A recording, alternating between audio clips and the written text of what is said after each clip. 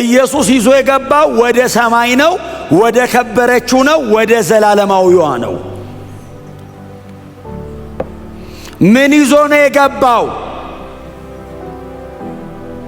የጥጃ የጠቦት የበግ ደም ነው አይደለም። ይህንንማ የቀደሙት ሊቀ ካህናቶች ስለ ራሳቸውና ስለ ሕዝቡ ኃጢአት ተጨንቀው ይዘው ይገባሉ። ኢየሱስስ የራሱን ደም፣ እስቲ የኢየሱስ ደም በሉ እስቲ፣ የራሱን ደም ለአንዴና ለዘላለም ኢየሱስ ብቻ የራሱን ደም ይዞ ገብቷል። ማንም ከዛ በፊት ይዞ ገብቶ አያቅም። ማንም ከዚህም በኋላ ይዞ አይገባም። የኢየሱስ ደም ብቸኛ እግዚአብሔር የተቀበለው ለዘላለም ጥላውንን መቀደስ የቻለ በሕያው እግዚአብሔር ፊት ሊያበቃኝ የቻለ የኢየሱስ ደም ብቻ ነው። ለዛ ነው ይሄ ሰው እንደዚህ ይላል፣ እሱ ወደ ሰማይ ነው የገባው። ምን ይዞ? የጥጃና የጠቦት ደም እኮ ወደ መሬቷ ነው። ወደ ሰማይ ምን ይዞ? የራሱን ደም። መስዋዕቱም ራሱ ነው፣ አቅራቢውም ራሱ ነው፣ ሊቀ ካህኑም ራሱ ነው። ስርዓቱን የሚፈጽም በእግዚአብሔር ፊት መስዋዕት ይዞ የሚገባው አብ ተቀባይ ነው። በአባቱ ፊት ይዞ የሚገባው ራሱ ነው። መስዋዕቱስ ራሱ ነው። ደሙስ የራሱ ነው። እንኳን ኢየሱስ ሊቀ ካህናችን ሆነ። በየዓመቱ ሊመላለስ ነው፣ በየጊዜው ሊሞት ነው አይደለም። ለአንዴና ለመጨረሻ ጊዜ ኢየሱስ ገባ። ከዚህ በኋላ በየዓመቱ አይወጣም። ተመልሶ እንዳይገባ አይወጣም። ገብቶ ነው፣ እዛው ነው ያለው። ይሄን በጣም በተደጋጋሚ ብዙ ጊዜ ተናግሬዋለሁ። በዛ ገብቶ ቁጭ አለ የሚል ከዚህ በፊት አስተምሬን። መቀመጫ የለም ቅዱስተ ቅዱሳን ለኢየሱስ ብቻ ነው የተገኘለት። ስራህን ጨርሳልና እረፍ አለው። ቅድስተ ቅዱሳን ውስጥ ኢየሱስ ብቻ ነው መቀመጫ ያገኘው። ለምን ጨረሰ? ወዴት ነው ተመልሰ የምትወጣው? ጨርሳል፣ በል ቁጭ በል አለው አብ። ለአንዴና ለመጨረሻ ጊዜ ኢየሱስ ስለ ኃጢአታችን ታይቷል። ከዚህ በኋላ ስለ ኃጢአት የሚከፈል መስዋዕት አያስፈልግም፣ አልቋል። የኢየሱስ ደም እኔን ለመቀደስ ብቁ ነው። በእግዚአብሔር ፊት እኛን ለማቆም የኢየሱስ ደም በቂ ነው። መስዋዕቱ ሁሉ የሚቀርበው ደጅ ነው።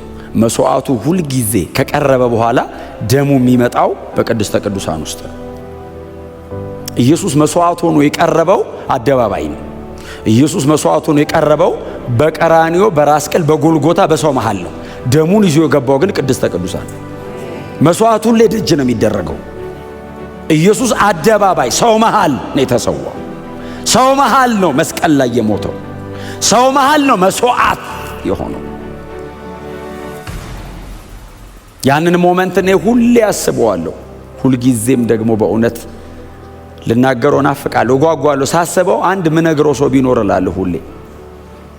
ኢየሱስ የሞተ ቀን፣ ደሙ የፈሰሰ ቀን፣ አብ የቀደመው ኪዳን ላይ የነበረውን አገልግሎት ዘግቶ አዲሱን ኪዳን የከፈተበት ቀን።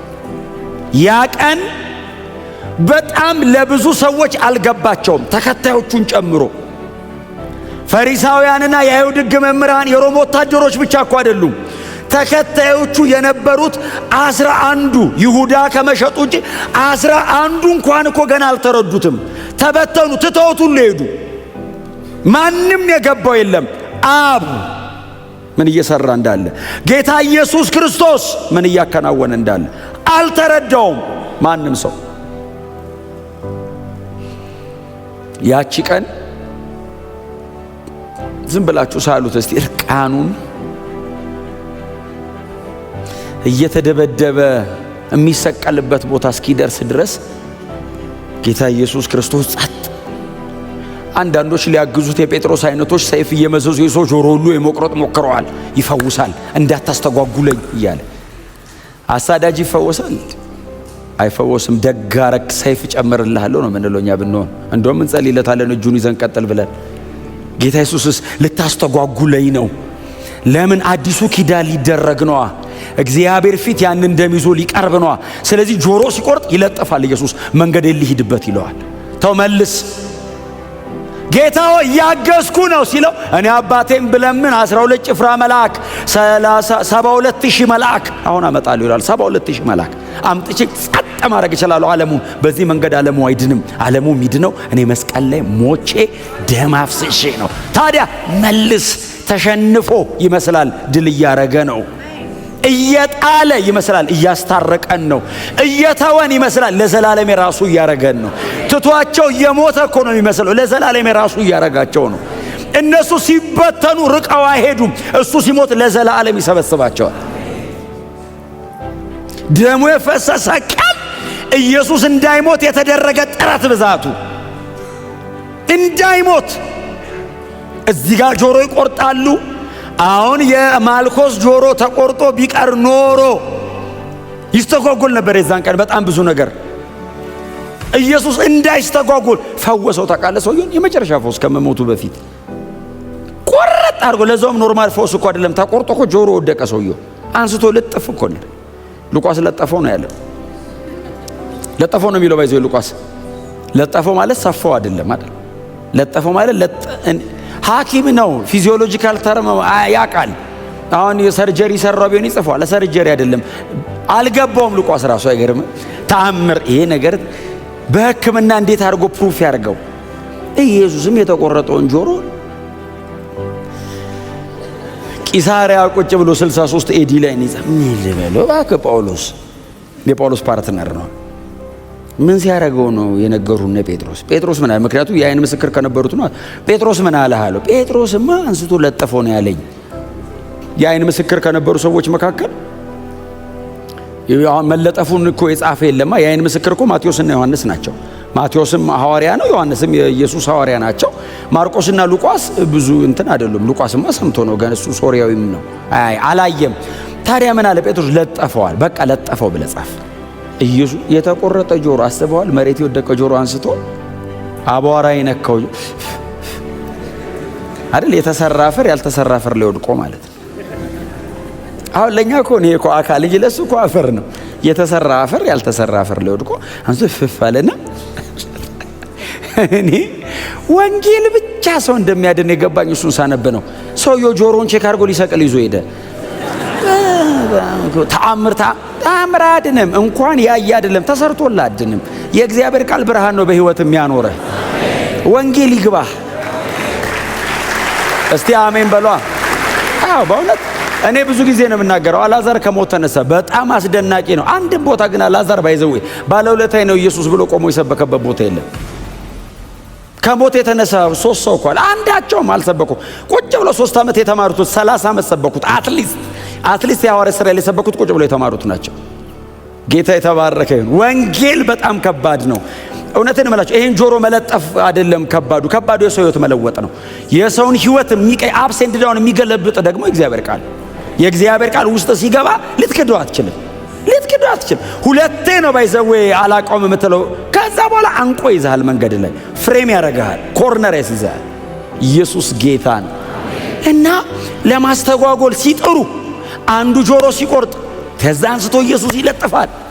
ከዛ መንገዱን ይሄዳል፣ ይተፉበታል። በጣም ስሜት የሚቀሳቀስ ብዙ ነገር እኮ አደረጉት። በጥፍ ፊቱን በጨርቅ ሸፈኑ አለ ቢለው በቀይ ጨርቅ ሸፈኑት ይልና ጭንቅላቱን በበትር በሸንበቆ መታው። ከዛ በጥፍ ያሉትና የአይሁድ ንጉሥ አሉት። ስላቅ እንደው እያሾፉ ነው፣ ግን እኮ እውነታቸው ነው እኮ። የአይሁድ ንጉሥ እኮ ነው። የአይሁድ ንጉሥ ማን ነው በጥፌ የመታህ? ትንቢት እናገራለሁ ስትል አልነበር? ማን የመታህ አሉት። አንተ ነህ የመታኸኝ ማለት የሰውን ሁሉ ልብ ያውቃል ይላል እኮ መጽሐፍ ቅዱስ። በጥፌ የመታውን አይደለም ያሰብከውን ያውቃል። የፈጠረውን ሰውዬ ፈጣሪው እኮ ነው፣ ሊያድነው እኮ ነው ሰው የሆነው። በጥፊ መታው። ማን የመታህ እስቲ ትንቢት ተናገር ሲሉት ዝም አለ ይላል። ጸጥ አለ። ለምን? ሊሞት ነዋ። ያንን ኪዳን ማድረግ አለበታ። ያ መቀደሻችን መንጫችን ህሊናችንን ከሞተ ሥራ አንጽቶ ሕያው እግዚአብሔርን እንድናመልክ የሚያደርገንን ቅዱስ ደም ኢየሱስ መስዋዕት አድርጎ ሊያቀርብ ነው። ታዲያ ጻጣ የሚበልጥ ከፊት አለ። የታገሰው ለዛ ነው እንጂ ምድር ላይ ስሙ ያልተጠቀሰ አንድ ተራ ባሪያ በጥፊ መጥቶት አይደለም። የምድር ነገስታት ገዢ ነው ኢየሱስ። የምድር ነገስታት ገዢ ነው። ታሪክን ወደ ቀኝ ወደ ግራ የሚያደርገው ኢየሱስ ነው። የታሪክ ባለቤት ነው። የታሪክ ምንጭ ነው። የታሪክ ጸሐፊ ነው። ታሪክ ሰሪም እሱ ነው። ታሪክ እሱ ላይ ነው ያለው። ከሱ የተሰራ አይተን ነው እኛ ሪከርድ አድርገን የምናወራው። ታሪክ በእጁ ነው ያለው። ሂስትሪ ሜክ የሚያደርገው ኢየሱስ ነው። ስሙ የተመሰገነ ይሁን። አንድ ተራ ሎሌ አይደለም። የምድር ነገስታት ተመልሶ ዳግም ምጽአት አለ። ሰሞኑን ኢየሱስ ተመልሶ ሲመጣ የምድር ነገስታት ተራራ ስር ሆነው ውደቁብን ይላሉ፣ እሱ ፊት ላለመቆም። ያን ያህል አስፈሪ ሆኖ በክብሩ ለማዳን ሲመጣ ትሑት ሆኖ ዝቅ ብሎ ራሱን ባዶ አድርጎ በሰው ምሳሌ ተገኝቶ የባሪያ መልክ ይዞ ሰው ፊት ቆሞ በጥፊ የሚመታውን በበትር የሚመታውን ትንቢት ተናገር ያለ የሚሰድበውን እሱን ሰውዬ ለማዳን ጸጥ አንተን የመታኝ ቢለው መላእክት ያጠፉታል ሰውየው። ጸጥ ኢየሱስ እየመታው ቀጥል። አንድ ቀን ሲበራልህ የደበደብኩት እኮ ጌታዬን ነው ብለህ ትሰብካለህ። ጸጥ ብሎ መንገዱን ሄደ። ጲላጦስ ፍርድ ወንበር ፊት፣ እዚህ ቤት ሁሌ ስለሆነ የምናወራው፣ ጲላጦስ ፍርድ ወንበር ፊት 40 ገርፈው ተልትለው ደሙ ከሰውነቱ ላይ እየወረደ ጸጥ እያጣጣረ ዝም ያንን 0.8 ኪሎ ሜትር ደረቅ እንጨት አሸክመው ይዞት ሲወጡ ዝም መሸከም አቅቶት ሲወድቅ ያማን ነው? የሊቢያው ሰው የቀሬናው ስምዖን ነው ጆሴፍ ነው? ስምዖን ተሸከመለት እንጨት ሲሉት የሱን እንጨት አሸክመው ሳይበላ ውሎ አድሮ ዋጋ ከፍሎ ያንን መንገድ አንዳንድ ሴቶች ትዝ ይላቸዋል። መንገድ ላይ ልብሱን እየያዙ ጮሁ ሲሉ ለኔ አታልቅሱ፣ ለልጆቻችሁ አታስቆሙኝ። እዚህ ጋር አሁን ጠቅልሎ የጸሎት መልስ ሊሰጥ ነው ሞቶ። አታስቆሙኝ። አልፎ ሄደ። ደረቅ እንጨት ላይ ቀኝና ግራ እጁን ቸንክረው እግሩን አነባብረው ቸንክረው እርቃኑን ሰቀሉት። ማሰብ አይቻልም። ማሰብ አልችልም እኔ። እርቃኑን ነው ሰቀሉት የሚለው መጽሐፍ። ኔክድ ነበር ባይዘው። ለነሱ መሲህ አይደለማ፣ አዳኝ አይደለማ። ለነሱ እኮ ኢየሱስ ጌታ አይደለም። እየሰቀሉት ያሉት እኮ አይሁዳውያን ይሰቀል አስወግደው ሲሉት ጲላጦስ በሮማውያን እጅ አሳልፎ ሰጠው። ስለዚህ አይሁዳውያን ይወገድልን ያሉት አንድ ሰው ነው። ለነሱ ለሮማውያን ማንኛውም በመስቀል እንደሚሰቀል አይነት ሰው ነው የሰቀሉት ኢየሱስን። እርቃኑን ሰቀሉት። አልበቃ ብሏቸው ጦር ይዘው መጥተው ጎኑን ደምና ውሃ ከውስጥ ወጣ። ሰውነቱ ላይ ያለ ደም በሙሉ ፈሶ አለቀ አይደል? ተጠማው ያለ እኮ ሲስኮሲስ ዲሃይድሬት ነው አይደል? ፈሳሽ አለቀ ከሰውነቱ። ጌታ ኢየሱስ ክርስቶስ ምንም አይነት ኃይል አልተጠቀመም። ለመውረድ ጥረት አላረገም። እኔን የመቀደስ ሥራ የሚሰራው እዛ ጋር ነው። አዲሱ ኪዳን የሚመረቀው የሚከፈተው እዛ ጋር ነው። በክርስቶስ ውርደት በፈሰሰ ደም በተደረገ መስዋዕትነት አዲሱ ኪዳን ይከፈታል። ይሄ ሰው ይህንን ይጽፋል። የኮርማ ደም አይደለም፣ የጠቦት ደም አይደለም፣ የበግ ደም አይደለም። ታዲያ የራሱ ደም ይሄንን ደም ይዞ ይገባል በእግዚአብሔር ፊት። መስዋዕት ሆኖ የሚቀርበው መስዋዕት አቅራቢም ሆኖ የሚነሳው ሊቀ ካህናችን ኢየሱስ ነው። የብሉይ ኪዳን ሪቹዋልስ ድግግሞሽ ያለበት ስርዓት አስፈሪ ነው፣ ግን የደጅ ነው። ውስጥን ሊቀድስ አይችልም። የደጅ ነው። በጣም አስፈሪ ነው። በጣም ያንቀጠቅጣል፣ ትደነግጣለህ። በጣም ብዙ ሰው እንደሱ አይነት ነገር ይወዳል። ከው የሚያደርገው ነገር ይወዳል። ለምንድን ነው ኢየሱስን የማይቀበለው? ሲምፕል ነው። ብሉይ ኪዳን መቅረብ አትችልም፣ ደጅ ቁጭ በል። አዲስ ኪዳን ና ወደ ውስጥ ግባ። ኢትስ ኦል አባውት አክሰስ። አዲስ ኪዳን ነው። አክሰስ አርግ፣ ና ግባ አለው። ግባ። ለአንዴና ለመጨረሻ ጊዜ ገብቻለሁ ሲል ኢየሱስ ሲገባ መጋረጃው አይዘጋም፣ ክፍቱን ነው። ሌላው ሊቀ ካህን ሲገባም ይዘጋል፣ ሲወጣም ይዘጋል፣ አትገባም። አዲስ ኪዳን አክሰስ አርግ፣ ና ግባ። ለምን? የቀረበው ደም ውጪህን ብቻ አይደለም ውስጥህን ይቀድሰዋል፣ ከሞተ ሥራ ያነጻል፣ ህሊናህን ይቀድሰዋል። በጣም በእውነት በብዙ ትሕትና ጎናቸው ያለ ሰው የኢየሱስ ደም ፈሶልናል በሉት። ከየትኛውም ኃጢአት ያነጻል በሉት።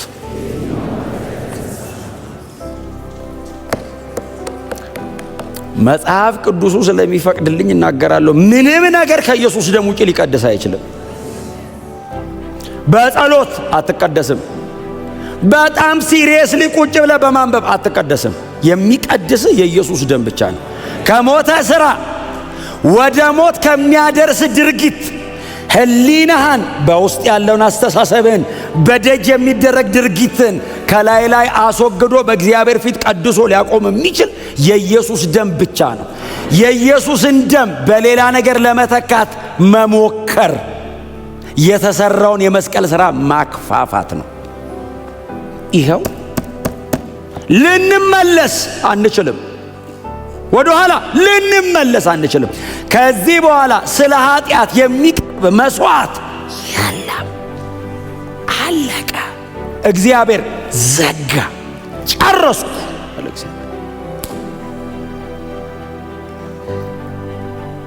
ከክርስቶስ ደም ውጪ መቀደሻ የለም። የኢየሱስ ደም ብቻ ይቀድሳል። ጮክ በሉና እስቲ የኢየሱስ ደም በሉ እስቲ። የተከፈለው መስዋዕትነት የዛሬ 2000 ዓመት ኢየሱስ መስቀል ላይ ሞተ። ከዛ በኋላ የቀረበ መስዋዕት የለም። በክርስቶስ ደም በኩል ጨርሶ በተቀመጠበት ቦታ ልንቀመጥ አብረ ነው። የክርስቶስ ደም ከውስጥ ወደ ውጭ ይቀድሰናል። የእንስሳ ደም አይደል ያለው ንጽጽሩን ሲያቀርበው፣ የእንስሳ ደም ሰውን ደጅ ደጁን መቀደስ ከቻለ ደጅ ደጁን፣ የእንስሳ ደም ውስጡን አይቀድስም፣ ግን ውጩን አትሊስት እንዲህ ሊቀ ካህኑ ወጥቶ ሲረጭ ደጅ ደጁን አራግፎ ውስጥን እኮ አይቀድሰውም። ምን ማለት መሰለ? ውስጥን አይቀድስም ማለት ደጅ ደጁ ከተቀደሰ በኋላ ሰውየው ተመልሶ ሄዶ ይሰራል። በይዞ የኢየሱስ ደም ደግሞ ውስጥን ከቀደሰው በኋላ እማትሰራበትን አቅምም ይሰጣል። የእንስሳ ደም ያንን ማድረግ ከቻለ አለ። ከዛ የመጨረሻው ቁጥር ምን እንደምትል ቁጥር ስንት መሰለቻችሁ? 14 እንዴ የፈሰሰ ደምና የጊደር አመድ ቁጥር 13 ላይ አንብባችሁ የጊደር አመድ የሚል የጊደር አመድ የሚለው ምን ማለት መሰለ? ለምሳሌ ያው እንትኑ የሚቀርብበት ቀን ላይ አሁን የስርየቱ ፕሮግራም የሚደረግበት ቀን ላይ አንድ ሰው የሞተ ነገር ነክቶ ቢመጣ የጊደር አመድ የመስዋዕት ተደርጎ የቀረ አመድ ማለት ነው እላዩ ላይ ይበተን። አስባችሁ ታላ እንደዚህ ያነጣችሁ መታችሁን አመድ ላያችሁ ላይ ሲበተን ለምንድን ነው የጊደር አመድ የሚበተንበት? የሞተ ነገር ነክቶ መጥቷል። አለበለዚያ እግዚአብሔር ይቆጣል፣ አይችልም መቅረብ። እዛ ዘኍልቍ 19 ላይ ሂዱና አንብቡ። የሞተ ነገር ነክተ መጣላው እንግዲህ የጊደር አመድ አለ እኮ ሰውየው። የእንስሳ ደምና የጊደር አመድ ከቀደሰ አለ። አሁን ልክ እንደናንተ ነው የሚሉት በይዘ ዕብራውያን። አሁን እናንተ ነው የጊደር አመድ ስለው ምን ልክ እንደዛ እሱ እንደዛ ማድረግ ከቻለ አለና ቁጥር 14 ላይ ኢየሱስን አመጣው። በዘላለም መንፈስ አማካኝነት ራሱን ነውር አልባ መስዋዕት አድርጎ ለእግዚአብሔር ያቀረበው የክርስቶስ ደም ክብር ለኢየሱስ ይሁን። ቁጥር 14 በጣም አስደናቂ ነች። መንፈስ ቅዱስም አለ፣ እግዚአብሔር ወልድ አለ፣ አብ አለ። እግዚአብሔር መንፈስ ቅዱስ ጉልበት ይሰጣል። እግዚአብሔር ወልድ ደግሞ በመስቀል ላይ መስዋዕት ሆኖ ይቀርባል። እግዚአብሔር አብ መስዋዕቱን ይቀበላል። በዘላለም መንፈስ አማካኝነት ራሱን ምን አድርጎ ነው አቀረበ የሚለው ነውር አልባ መስዋዕት አድርጎ ለእግዚአብሔር ካቀረበ ኢየሱስ ነውር አልባ መስዋዕት አድርጎ ራሱን አቀረበ። ነውር አልባ መስዋዕት። የብሉይ ኪዳን መስዋዕቶች በሙሉ ነውር አልባ የሚባለው በጉ ካልተሰበረ ካልታወረ እንከን ላይ ከሌለበት ነውር አልባ ነው ይባላል። ጌታ ኢየሱስ ክርስቶስ ለዘላለም ቅዱስ ነው። ለዘላለም ነውር አያውቅም። ለዘላለም በአባቱ አይነት ቅድስና የኖረ ነው። ራሱን መስዋዕት አድርጎ ሲያቀርብ ነውር አልባ ነው። እግዚአብሔር አብ ሲያየው ሙሉ በሙሉ እቀበለዋለሁ። እርሱ ነውር አልባ መስዋዕት ሆኖ መቅረብ ብቻ አይደለም፣ በዘላለም መንፈስ። ክብር ለኢየሱስ ይሁን። ራሱ ለእግዚአብሔር መስዋዕት አድርጎ አቀረበ። ታዲያ የእርሱ ደም ከሞተ ሥራ ሕሊናችንን አንጽቶ ሕያው እግዚአብሔርን እንድናመልክ የሚለው ትክክለኛ ቃል እንድናገለግለው ነው የሚለው። ቃሉ ትክክል የሚጠቀመው የግሪክ ቃል፣ የዕብራውያን መጽሐፍ የሚጠቀመው የግሪክ ቃል ሊቀ ካህኑ በቤተ መቅደስ ውስጥ ሲያገለግል ካህናቱ አብረው የሚያገለግሉትን አገልግሎት ወክሎ የገባ ቃል ነው። ስለዚህ የአዲስ ኪዳን በክርስቶስ ደም በኩል የመጣ አማኝ በሙሉ ካህን ነው። ጌታ ኢየሱስ ክርስቶስ ካህንም ንጉስም ሆኖ ነው የገባው። ካህንም ንጉስም ሆኖ ነው የገባው። እኛ ተከትለነው ካህናት ሆነን እንገባለን። ሕያው እግዚአብሔርን ለማገልገል ከሞተ ሥራ ሕሊናችንን የኢየሱስ ደም ሊያነጻው ችሏል። እግዚአብሔር የልጁን የክርስቶስ ኢየሱስን ደም ብቻ አይደለም፣ በክርስቶስ ደም በኩል የመጣነውን እኛንም ተቀብሎናል። እኔንም ተቀብሎ በምን እርግጠኛ ነህ? የቀረበው መስዋዕት የቀረበው ብሉይ ኪዳን ላይ ያቀርቦ ሰዎችን እንደዛ ማረክ ከቻለ አዲስ ኪዳን ላይ ኢየሱስ ቀርቦ እቀበለዋለሁ መስዋዕትህን አለው አብ። እኔስ በክርስቶስ ደም በኩል ወደ አንተ እመጣለሁ አልኩት። አብ በልጄ ደም በኩል ከመጣ እንደ ልጄ አንተንም እቀበልሃለሁ። እግዚአብሔርን እንድናገለግለው የኢየሱስ ደም ብቃታችን ነው። ይሄ ሁሉ ካህን አንድ ዘላለማዊ ሊቀ ካህን አለን። እኛ ሁላችን ካህናት ነን። የት ነው ያለነው? ቅድስተ ቅዱሳን ገብተናል። በክርስቶስ ደም በኩል ገብተናል።